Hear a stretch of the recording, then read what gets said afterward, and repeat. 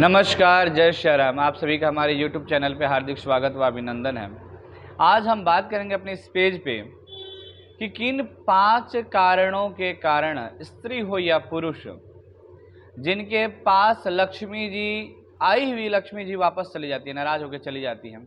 तो गरुड़ पुराण में एक श्लोक आता है, कुचैलिनं दन्तमलोपधारिणं ब्रह्वाशिनं निष्ठुरवाक्यभाषिणं सूर्योदये हस्तमये शायिनं विमुञ्चति श्रीरपि चक्रपाणिम्।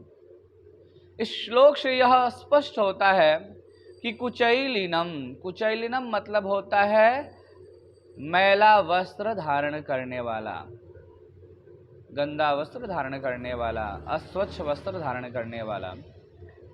दंतमलोपधारिणम, जिनके दांत गंदे रहते हैं, जो दांत गंदा रखता है।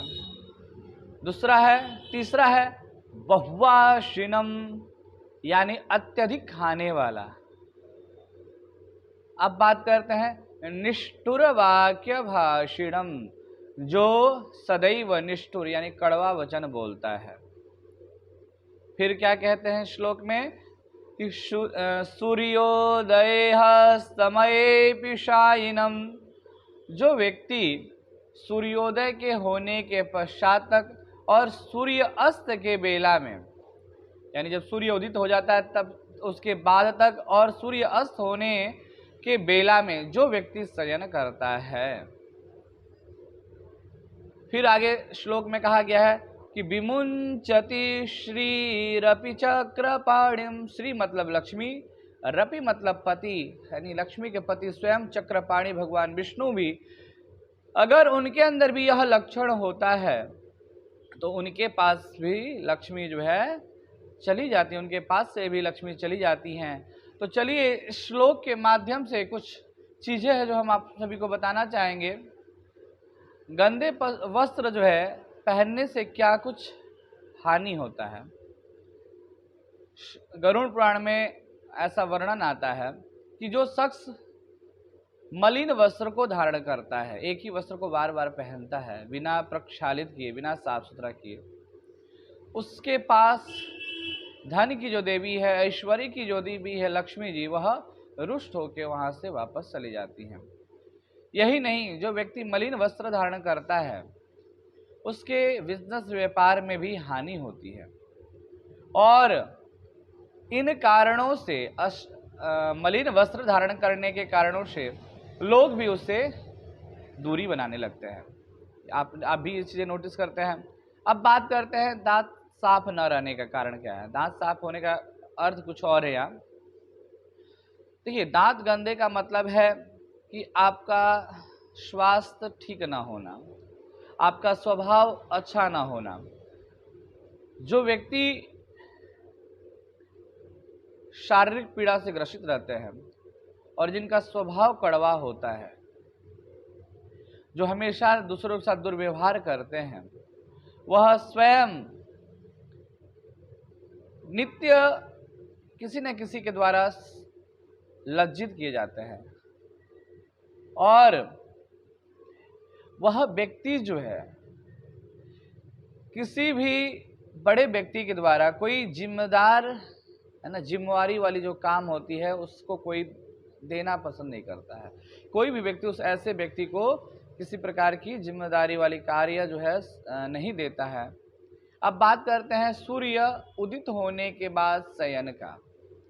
देखिए, आप सभी को पता है कि सूर्योदय से पहले जो व्यक्ति उठता है उसका भाग्य वैसे ही सूर्य के समान प्रकाशमान हो जाता है। लेकिन जो व्यक्ति सूर्य उदित होने के पश्चात तक सोता है उसका भाग्य भी सूर्य जैसे अस्त होता है, वैसे उस व्यक्ति का भाग्य भी अस्त होने लगता है। तो ऐसे में हमें चाहिए कि सूर्योदय से 10 मिनट पहले ही हमें बिस्तर छोड़ दें, लेकिन छोड़ देना चाहिए। जो व्यक्ति सूर्योदय से पूर्व उठता है उसकी जीवन में अनेकों प्रकार की तरक्की तथा नित्य नया ऊर्जा का संचार होता है। तो इसलिए शास्त्रों में सूर्योदय के बाद तक सोना जो है सबसे निंदनीय बताया गया है।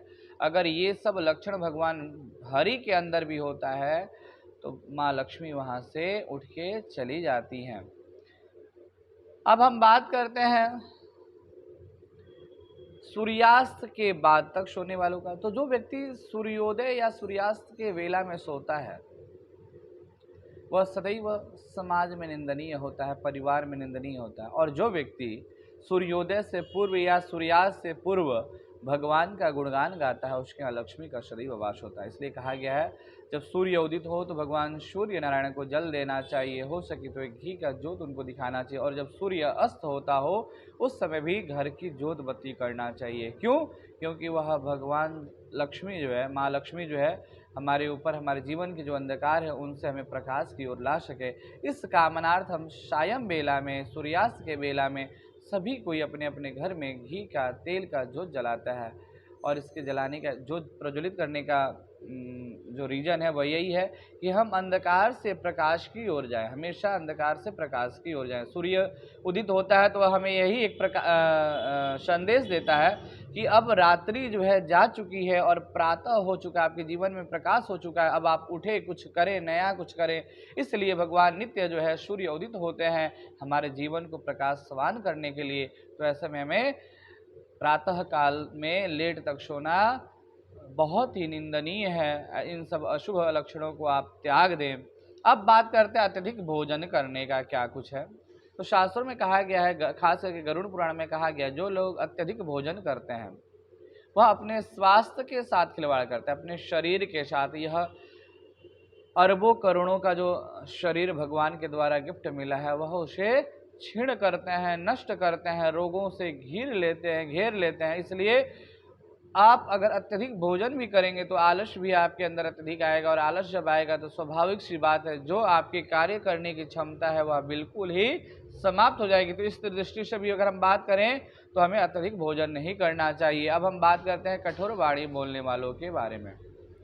जो लोग अक्सर छोटी छोटी बातों पर दूसरे के ऊपर चिल्लाते हैं या अशब्द कहते हैं, जो लोग अपने से छोटों को प्यार नहीं करते हैं, बड़ों का आदर नहीं करते हैं, ऐसे लोगों के पास भी लक्ष्मी जी क्षणिक समय के लिए आती हैं और फिर वह उनके पास से भी लुप्त हो जाती हैं। तो इन्हीं 5 कारणों के अनुसार लक्ष्मी जी, आई हुई लक्ष्मी जी भी वापस चली जाती हैं। तो आप सभी से निवेदन है कि आप भी प्रातः काल में उठे, साफ स्वच्छ रहें, साफ स्वच्छ विचार रखें, अपने मन की मलिनता, तन की मलिनता को आप अपने शरीर से, मन से दूर करें। ऐसा करने से माँ लक्ष्मी की ऐश्वर्य कृपा आपके ऊपर बनेगी और समाज में यश कीर्ति की प्राप्ति होगी। और जो व्यक्ति, हम अपने चैनल के माध्यम से आप सभी को एक नम्र निवेदन करता हूँ कि जो व्यक्ति सूर्योदय के बाद तक सोता है वह सूर्योदय के बाद तक सोना छोड़ दें। जिस दिन आप सूर्योदय के बाद तक सोना छोड़ देंगे उस दिन ही आपका भाग्योदय हो जाएगा। तो कृपया इन 5 नियमों को आप अवश्य ध्यान में रखें अगर आप अपने जीवन में कुछ नया करना चाहते हैं। आज की इस वीडियो में इतना ही। मिलते हैं किसी शीघ्र नए वीडियो के साथ। तब तक के लिए आप सभी को मेरा नमस्कार। जय श्री राम।